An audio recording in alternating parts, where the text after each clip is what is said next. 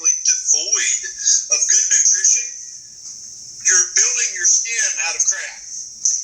And you're losing weight really fast, and you wind up with flappy, oh, wow, look at that. Oh, man, yeah.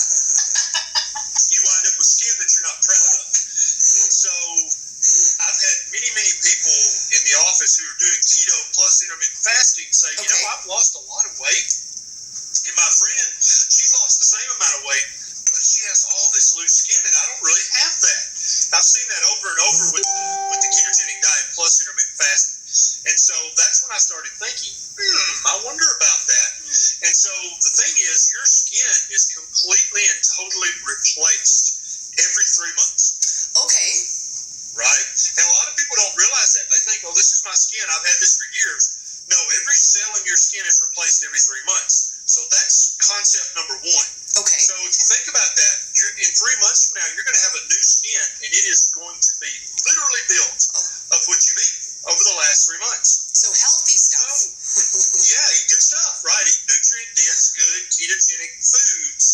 And then when you intermittently fast, and usually most people think it's got to be at least 18 hours. Okay. Then something called autophagy kicks in.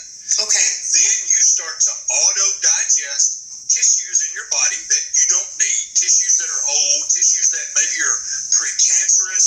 And so this is why it looks like so many people who do keto plus IF, they don't have all that loose, fluffy, redundant skin, even though they may have lost 40, 50, 60, 80, 100 pounds. It's because they're building the new skin of really good quality nutrients, and they're kicking in the autophagy with the intermittent fasting. Okay. So that's where the video idea came from, and I go into more detail on the YouTube video, and you guys can all subscribe and check that out. Yes. And there's a ton of other videos about keto and intermittent fasting, but that one kind of explains why all these people are losing a ton of weight on keto and IF, but then they still have pretty darn good skin. Yes. Now, for me personally, because I had weight loss surgery, I did lose a lot of weight at a very huge amount of time. Now, before keto, I lost 130 pounds, and I had a lot of skin, like a lot of extra skin. And then I gained 20 pounds when I started keto, and my keto start weight was 180. But this is what I'm going to say. As I've lost that extra weight, I don't have the skin that I had before. It's not as bad as I thought it would be. So I want to tell you guys, today we're going to talk the science with Dr. Ken. But if you want to see what it actually looks like, Wendy opened her big mouth for us. We're going to show our tummies on Wednesday. Because you know what? People need to see, and they need to know, because I've actually had ladies say to me, Dr. Ken, they don't want to lose weight because they're afraid of saggy skin. So how silly is that, right? I don't want to be healthy because I don't want bad skin. And I get that. I mean, you know, for women, skin's a big deal, and you don't want to have unattractive skin, and I totally get that. And so that's why I recommend keto plus intermittent fasting, because you can lose weight, you can be healthy, but you're still not going to have that skin that you dread. Okay. Because your skin is going to be built of good, healthy nutrients, and you're going to be using autophagy to slowly but surely tighten that loose, redundant skin up. And how long does that take, Dr. Ken? So say, for example, you know what, I started keto a year ago. So how long does it take before you start to see that? It's not a quick fix. There's no doubt about that. It's going to be very slow.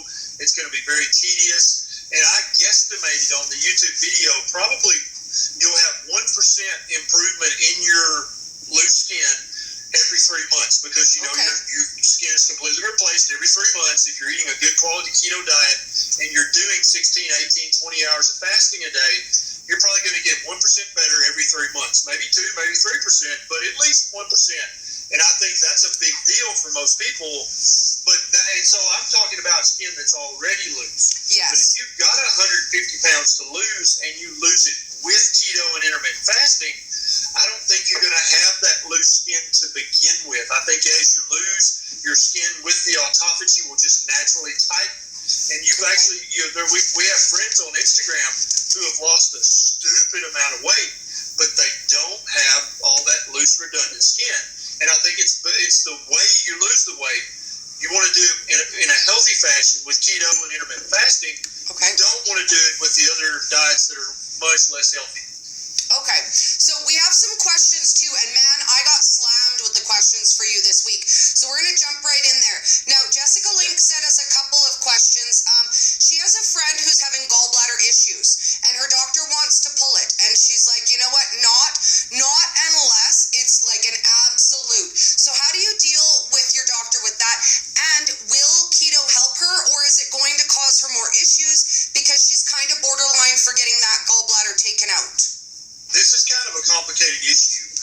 The ketogenic diet does not cause any gallbladder issues whatsoever, but it can uncover pre-existing gallbladder issues. Okay. And so if you've eaten a very low-fat diet for years and years and years, your gallbladder's never really had to work because its entire purpose is to store and concentrate bile, and bile's entire purpose is to digest and help with the absorption of fat.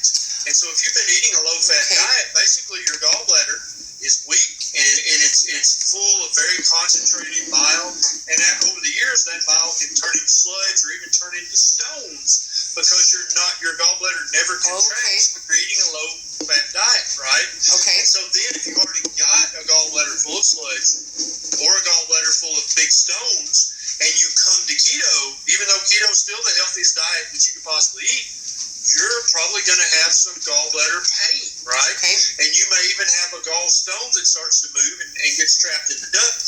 And some people have to have their gallbladder out. But I've had many people who said if you just stick with it, then you can pass the sludge for sure, even though it's very painful, and then you've got a functioning gallbladder again. And so there are several reasons why you should have your gallbladder taken out right now.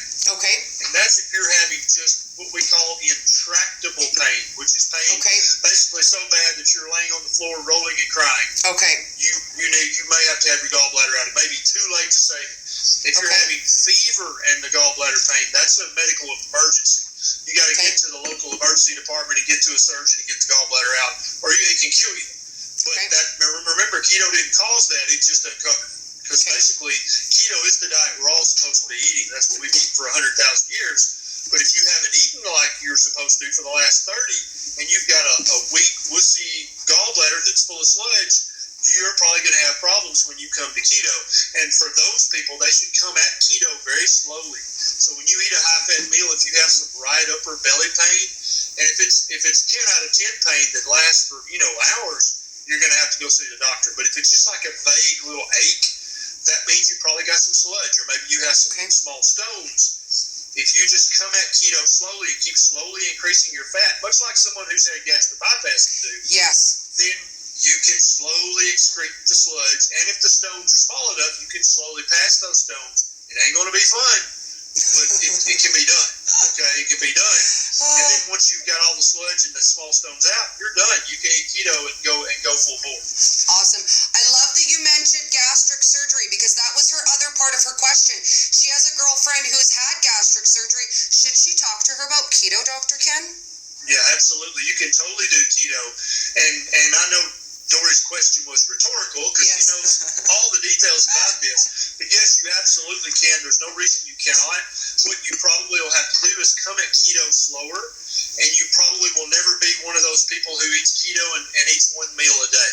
You might, but probably not. You'll probably have to eat 2 or 3 smaller meals during your feeding window, but you can still have a 6 or 8 hour feeding window and break your meals up into 3 or 4 small little meals during that window. It's perfectly doable, and you can enjoy all the success of a ketogenic diet.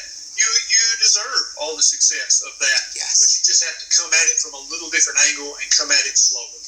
And message me, guys. Come find me in my group if you've had a surgery. If anybody has had gastric bypass or any of the bariatric surgeries, Dori's your new best friend. Oh, with the coolest hair you've ever seen. Right? I even got a message from a lady today who said to me, someone in another group that I have no idea of mentioned me. And I was like, yay, come hang out, girl. Let's do this. So, Donna, my absolute favorite, I don't know if you saw on Instagram, I got to meet an out-of-town, one of my lady friends from Instagram. And she asked me, Dr. Ken, can you have adrenal and thyroid issues at the same time? Definitely you can. Absolutely. And it really, basically, it can just leave you completely sucked dry of any energy, any motivation, and you get up and go. And the way I describe it, and Nisha and I have talked about this because she suffered from both. You want to, but you don't really want to. Yes. You want to be that person, but you don't even really want to do it. My light went off. What do I do? Sit right here. Probably timed out. Yeah. Oh yeah, you're still good. Sorry. Yeah, I like it a lot. Yeah, it's really cool. Her little phone case has these lights on the side. So it's like a ring light, but it's attached to your phone. I love it. It's like a makeup mirror. Woo! I love it. So, yeah, you can definitely have low thyroid and underactive adrenal glands, and you just don't want to get out of bed. You don't want to get off the couch. You don't want to do anything. And so both of those things are correctable. Okay. You're going to have to find a doctor who knows how to do it. Okay. If you and there's a website, Stop the Thyroid Madness. Yes, that one. A ton of thyroid information, but they also have quite a bit of adrenal information because those two things kind of go hand in hand. Okay, and you know what? She has seen some improvement with keto because we were talking about it, and she said, I do feel more energy, Dori. I do. I just don't feel like I have as much energy as other people do, and I certainly don't have as much as you do. Yep, exactly right. And that's the thing. And for each hormone in your body that's suboptimal, as you eat keto, you're gonna. And I don't know if it's that the hormone level raises or that your receptors get more receptive to your existing hormone. But either way, the result's the same. You feel better. You get more energy. You feel better mentally. You're mentally clearer. And I don't think anybody knows, is it because your thyroid hormone level goes up, or is it because you get more receptive to the thyroid hormone that you have already? Either way, the result is the same. 6 of one, half a dozen of the other, right? So now Denise has a question, and I like this one, but at the same time, Dr. Ken, I think this is becoming my least favorite word in the world. Hi, Dr. Ken. I've been keto for about 3 weeks. I initially lost 3 pounds, then I regained 1, so now I'm 4 pounds up. I'm doing moderate carbs, and I'm really, really careful not to over my protein. What am I doing wrong? So wrong. That's my favorite question. And so probably you're eating too many carbs would be my guess. She said under 20. I don't think you're doing anything wrong because it sounds like overall you're doing pretty good, right? But I would probably lower those moderate carbs down to low or even very low carbs and bump the fat up to replace that. Keep the protein moderate. And I think you'll notice that your success you're already having, you'll become even more successful if you do that. Because I agree with Dori. I think you're doing good. You just want to do better. Well, and I find for me, when people come to me, 9 times out of 10, it's the fat. I was fat resistant. I didn't want to have the extra fat. Do you know how many months, Dr. Ken, I tried to do this without the extra fat? Because I was like, you know what, but not for me though. Because, I just decided, and I tried to do a low-fat version of keto for a really long time. So 9 times out of 10, it's the fat. People are scared of the fat. They don't want the fat. Totally agree. Right? But then it brings up the whole I'm in a stall. And that, again, is one of my least favorite words. Because when you say I'm in a stall, that leads people to believe, guess what? You should lose weight every week. And is that going to happen? Is that a realistic goal? Yeah, it's not a realistic goal. And I'm actually trying to change the verbiage that we use.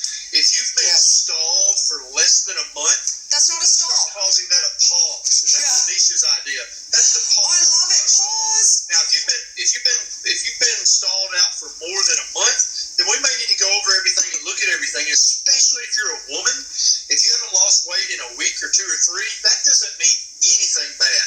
Yes. You're probably doing the diet right because women's hormones are different from men.